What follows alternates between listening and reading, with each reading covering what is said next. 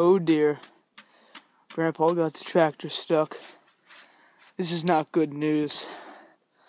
Let's take a closer look. He's trying to get it out now. He shoveled it away. He's gonna give it a go. I think he might make it.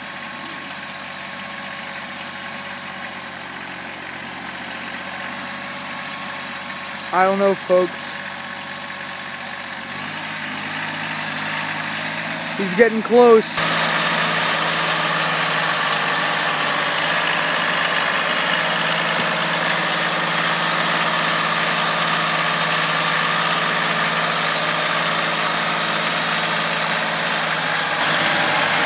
As you can see, the tires are spinning the snow, making it smoother, and that's why it's stuck and will not spin. Here's a rear view look.